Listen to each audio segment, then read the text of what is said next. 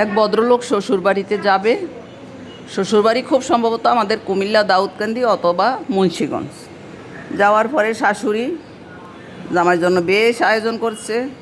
আলুর ভাত, আলুর ভর্তা, আলুর ডাল, আলুর দম, আলুর খাট্টা সব করছে। করার পরে খুব দুঃখ করে বলে যে আহারে জামাই, তুমি তো আসলা তো আসলা, আলুর দিন তো আসলা না।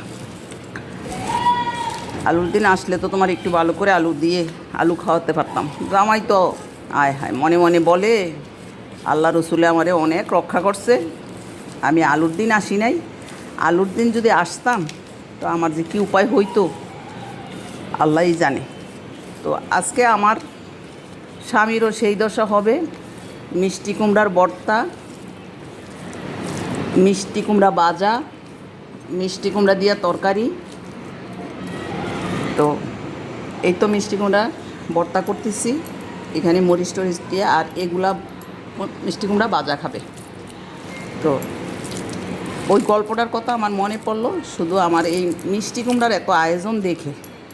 তো এই তো আপনারা একটু কমেন্টে জানাইবেন যে কেমন হইল এত মিষ্টি কুমড়ার আয়োজন।